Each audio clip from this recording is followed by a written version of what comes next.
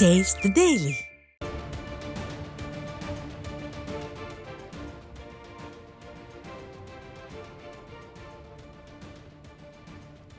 அண்மை செய்தி. அருந்ததியர் உள் இடஒதுக்கீடு குறித்து அவதூறு பரப்பும் திமுகவிற்கு முன்னாள் சபாநாயகர் தனபால் கடும் கண்டனம் தெரிவித்துள்ளார். கூடுதல் விவரங்களை தலைமைச் செய்தியாளர் ஜெயக்குமார் வழங்க கேட்கலாம். வணக்கம் ஜெயக்குமார், இது தொடர்பான முழு விவரங்களை நீங்க பதிவு பண்ணலாம். வணக்கம் அருண். அருந்ததியர் உள் இடஒதுக்கீடு குறித்து அவதூறு பரப்பும் திமுகவிற்கு கடும் கண்டனம் தெரிவித்து தமிழ்நாடு சட்டமன்ற பேரவை முன்னாள் தலைவரும் கழக அமைப்பு செயலாளருமான தனபால் அறிக்கை வெளியிட்டிருக்கிறார். அவர் வெளியிட்டிருக்கக்கூடிய கண்டன அறிக்கையில் அருந்ததியர் சமுதாயத்தினுடைய பாதுகாவலர் என்றுமே அதிமுக தான் என்று குறிப்பிட்டிருக்கிறார். வாழ்வின் அடித்தட்டில் இருந்த ஒரு சமுதாயத்தை நாட்டிலேயே முன்னோடியாக தனது புரட்சிகரமான திட்டங்களை செயல்படுத்தி அருந்ததியர் சமூக மக்களை உயரச் செய்த தலைவர்களில் புரட்சி தலைவர் எம்ஜிஆர், புரட்சி தலைவி அம்மா அவர்கள்தான் என்று புகழாரம் சூட்டியிருக்கிறார். புரட்சி தலைவர் எம்ஜிஆர் அவர்களை அருந்ததியர் சமுதாய மக்கள் காவல் தெய்வமாகவும் மதுரை வீரனாகவும் கொண்டாடி மகிழ்ந்தனர் என்று குறிப்பிட்டிருக்கிறார். தமிழகம் முழுவதும் இருக்கக்கூடிய அருந்ததிய சமுதாய மக்கள் அனைவருமே அனைத்திந்திய அண்ணா திராவிட முன்னேற்ற கழகத்திற்குத்தான் வாக்களித்தனர் என்றும், அஇஅதிமுக என்றாலே அருந்ததியர் சமுதாய மக்களுடைய பாதுகாப்பு இயக்கம் என்ற நிலைதான் என்றும் இருந்தது, அன்றும் இருந்தது, இன்றும் உள்ளது என்று குறிப்பிட்டிருக்கிறார். அருந்ததியர் சமுதாய மக்கள் அஇஅதிமுகவை கொண்டாட 1000 காரணங்கள் இருக்கிறது என்று தெரிவித்திருக்கிறார். தொட்டால் தீட்டு, நிழல் பட்டால் குற்றம் என்ற நிலை இருந்த தமிழ்நாட்டில் தீண்டாமை ஒழிப்பு சட்டத்தை தீவிரமாக அமல்படுத்தி மக்களிடையே சமநிலையை ஏற்படுத்தியது அனைத்திந்திய அண்ணா திராவிட முன்னேற்ற கழகம் என்று தெரிவித்திருக்கிறார். இந்தியாவில் முதல் முறையாக கொத்தடிமை ஒழிப்பு சட்டத்தை முழுமையாக அமல்படுத்தி இரட்டை குவளை முறையை ஒழித்து பட்டியலின மக்களை தலைநிமிரச் செய்தவர் புரட்சி தலைவர் எம்ஜிஆர் அவர்கள் என்று குறிப்பிட்டிருக்கிறார். அவரது ஆட்சி என்று புகழாரம் சூட்டியிருக்கிறார். சமுதாய மாற்றம் கல்வியால் மட்டுமே பெற முடியும் என்பதால் சத்துணவு திட்டம், மாணவர்களுக்கு காலணிகள், பல்பொடி, சீருடை உள்ளிட்டவரை தந்து தாழ்த்தப்பட்ட மற்றும் அவருடைய புரட்சிகளை ஏற்படுத்தியவர் புரட்சி தலைவர் எம்ஜிஆர் என்றும் குறிப்பிட்டிருக்கிறார். மதுரை வீரன் திரைப்படத்தில் அருந்ததியராக தன்னை வெளிக்காட்டி மக்கள் மனதில் புதிய நம்பிக்கையை ஏற்படுத்தியவர் புரட்சி தலைவர் எம்ஜிஆர் என்றும் அவர் தெரிவித்திருக்கிறார். ஆண்டான் அடிமை முறையை ஒழித்து மக்களிடையே சமநிலை ஏற்பட வேண்டும் என்பதற்காக மணியக்காரர் முறையை ஒழித்து கிராம நிர்வாக அதிகாரிகள் நியமனம் என்ற முறையை கொண்டு வந்து கிராம நிர்வாக அலுவலர்களாக அருந்ததிய சமுதாய மக்களை அமர வைத்து அழகு பார்த்தவர் புரட்சி தலைவர் எம்ஜிஆர் அவர்கள் என்று குறிப்பிட்டிருக்கிறார். கருணாநிதி ஆட்சி காலத்தில் மக்காச்சோளம் குருணை கூட கிடைக்காத நிலையில் ஆட்சிக்கு வந்ததும் ரேஷன் கடைகளில் தரமான அரிசி, சர்க்கரை மற்றும் பல்வேறு உணவுப் பொருட்களை தந்து மக்களுடைய பசிப்பினியை போக்கியவர் புரட்சி தலைவர் எம்ஜிஆர் என்று அனைத்திந்திய அண்ணா திராவிட முன்னேற்ற கழகத்துடைய நிறுவன தலைவர் புரட்சி தலைவர் எம்ஜிஆருக்கு புகழாரம் சூட்டியிருக்கிறார். அனைத்து கிராமங்களுக்கும் பேருந்து வசதிகளையும் சாலை வசதிகளையும் ஏற்படுத்தி கொடுத்து மக்களிடையே ஒரு மறுமலர்ச்சியை கொண்டு வந்தவர் புரட்சி தலைவர் எம்ஜிஆர் என்றும் அவர் சுட்டிக்காட்டியிருக்கிறார். இதன் விளைவாக புரட்சி தலைவர் ஆட்சி காலத்தில் அருந்ததியர் சமுதாய மக்கள் மனதில் 1% இடத்தை கூட பெற முடியாமல் திமுக திணறியது என்றும், புரட்சி தலைவி அம்மா காலம் வந்தது, புரட்சி தலைவர் கொண்டு வந்த சமூக மறுமலர்ச்சி திட்டங்களை தொடர்ந்து நடத்தி தமிழ்நாட்டில் கல்வி புரட்சியை ஏற்படுத்தினார் என்றும், ஏழை எளிய மாணவர்களிடையே கல்வி கற்கும் திறனை மேம்படுத்தினார் என்றும் குறிப்பிட்டிருக்கிறார். விலையில்லா சைக்கிள்கள், மடிக்கணினி, கிராம ஊராட்சிகள், பேரூராட்சிகள், நகராட்சிகள், மாநகராட்சிகள் அனைத்திலும் ஏழை எளிய மக்கள் வசிக்கின்ற பகுதிகளில் அடிப்படை வசதிகளை மேம்படுத்தி அவர்களுடைய வாழ்வாதாரம் உயர்வதற்கு பாடுபட்டவர் என்றும், ஒவ்வொரு ஊராட்சி ஒன்றியத்திலும் தொழில் தொடங்க 1 கோடி ரூபாய் கடன் உதவி, தாட்கோ கடன் உதவி, வீட்டுமனை பட்டாக்கள், தாலிக்கு தங்கம் என வறுமை ஒழிப்பு திட்டங்களுடைய புதிய மைல்கல்லை தொட்டன என்றும் அவர் குறிப்பிட்டிருக்கிறார். அருந்ததிய சமுதாய மக்களுடைய ஆதரவை பெற முடியாத திமுக அருந்ததிய சமுதாய மக்களை இழிவுபடுத்தும் வகையில் தொடர்ந்து பல்வேறு வகையிலும் செயலற்ற சொற்களை சொல்லி வதந்திகளை பரப்பி வருவதாகவும் அவர் குறிப்பிட்டிருக்கிறார்.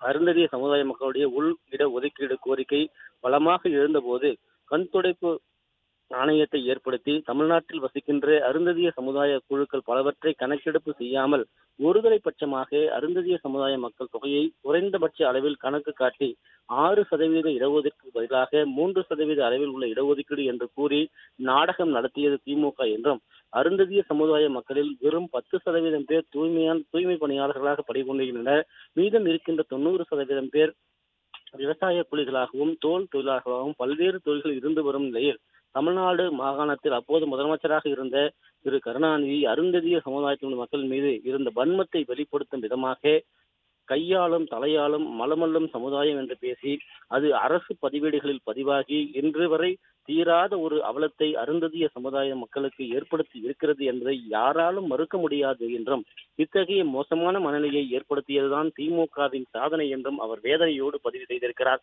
18% நியாயமான 6% இடஒதுக்கீடு வரவேண்டிய நிலையில் பெயரளவிற்கு 3% இடஒதுக்கீட்டை செய்துவிட்டு தான் ஜால்ராக்களை விட்டு துதிபாடுவது செய்யக்கூடிய வேலையைத்தான் திமுகவினுடைய பணியாக தொடர்ந்து செய்து வருகிறது என்றும் திமுகவினுடைய ஆதரவு வட்டத்தில் இருக்கின்ற சிலர் தங்களுடைய ஆதரவாளர்கள் மூலமாக அருந்ததியர் இட உள் ஒதுக்கீட்டிற்கு எதிராக மதுரை உயர்நீதிமன்றத்தில் வழக்கு தொடுத்ததும் யாரும் அறியாதது கிடையாது என்றும் அவர் தெரிவித்திருக்கிறார்.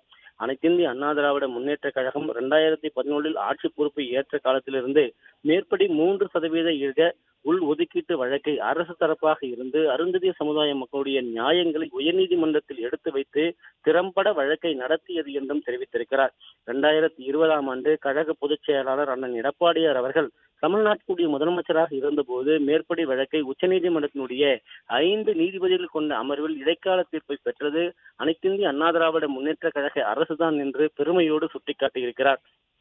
10 ஆண்டு காலம் அருந்ததிய சமுதாய மக்களுக்கு ஆதரவாக அருந்ததியர் இட உள் ஒதுக்கீட்டினுடைய வழக்கை திறம்பட நடத்தி தற்போது கிடைத்திருக்கக்கூடிய உச்சநீதிமன்றத்தினுடைய தீர்ப்புக்கு அடித்தளம் அமைத்து கொடுத்தது அனைத்திந்திய அண்ணா திராவிட முன்னேற்ற கழக அரசுதான் என்றும் அருந்ததிய சமுதாயத்தை சார்ந்த என்னை தமிழ்நாடு சட்டமன்ற பேரவை தலைவராகவும் உணவுத்துறை அமைச்சராகவும் அமர வைத்து அழகு பார்த்தவர் இதய தெய்வம் புரட்சி தலைவி அம்மா அவர்கள் என்றும் குறிப்பிட்டிருக்கிறார். இவர்கள் சினிமாவில் சொல்வதை நிஜமாக்கி காட்டியது அனைத்திந்திய அண்ணா திராவிட முன்னேற்ற கழகம்தான் என்று பெருமையோடு அவர் சுட்டிக்காட்டியிருக்கிறார். அனைத்து கட்சிகளிலும் தாழ்த்தப்பட்டவர்கள் பிரித்து காட்ட எஸ்சி அணி என பிரித்து வைத்துள்ளனர். அனைத்து கட்சிகளிலும் எஸ்சி அணி தனித்தனியாக இருக்கிறது. திமுக, காங்கிரஸ், பாஜக கட்சிகள் எஸ்சி அணிகளை வைத்திருக்கின்றன. ஆனால் அனைத்திந்திய அண்ணா திராவிட முன்னேற்ற கழகம் ஒன்றே குலம் ஒருவனே தேவன் என்கிற கொள்கையை கொண்ட கட்சி. அதனால்தான் இங்கு எஸ்சி அணி என்று தனி அணி இல்லை என்றும் பட்டியலின மக்களை உயர்ந்த பொறுப்புகளில் நியமித்து கௌரவப்படுத்திய இயக்கம் என்றும் அவர் சுட்டிக்காட்டியிருக்கிறார். சமூக நீதி கட்சி என்று பிரித்துக் கொள்கின்ற திமுக பெரம்பலூர் பகுதியைச் சேர்ந்த ராசாவை அருந்ததியர் மக்கள் அதிகமாக வாழ்கின்ற நீலகிரியில் ஏன் நிற்க வைத்தது, ஒரு பொது தொகுதியில் நிற்க வைக்க ஏன் மனமில்லை என்றும் தைரியம் இல்லை என்றும் எங்கள் இயக்கம் திருச்சியில் திரு தலித் ஏழுமலையை ஒரு பொது தொகுதியில் போட்டியிட வைத்து வெற்றி பெறச் செய்தது சமூக நீதியை நிலைநாட்டிய இயக்கம் அனைத்திந்திய அண்ணா திராவிட முன்னேற்ற கழகம்தான் என்று தெரிவித்திருக்கிறார். இன்று நீட் தேர்வில் அரசு பள்ளி மாணவர்கள் 7.5% மருத்துவ இடஒதுக்கீட்டுக்கான பலனாக நூற்றுக்கணக்கான அருந்ததியர்கள் மருத்துவர்களாக ஆகியிருக்கிறார்கள் என்றும் என்றும் அனைத்திந்திய அண்ணா திராவிட முன்னேற்ற கழகத்துடைய நிலைப்பாடு சமூக நீதியை காப்பதே என்றும் அருந்ததிய சமுதாய மக்களை குறைந்தபட்சம் அளவில் இடஒதுக்கீடு என்ற நாடகத்தை நடத்திய திமுக புரட்சி தலைவி அம்மா அவர்கள் இடஒதுக்கீட்டை எதிர்த்ததாக ஒரு கபட நாடகத்தை நடத்தி இருக்கிறது என்று குற்றம் சாட்டியிருக்கிறார்.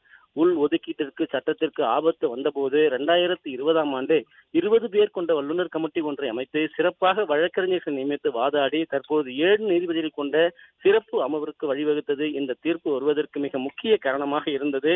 அதற்கு காரணம் அனைத்திந்திய அண்ணா திராவிட முன்னேற்ற கழக அரசுதான் என்றும் இதையெல்லாம் மறைந்து திமுக ஆடும் கபட நாடகத்தை மக்கள் பார்த்து கொண்டுதான் இருக்கின்றனர் என்றும் அவர் சுட்டிக்காட்டியிருக்கிறார்.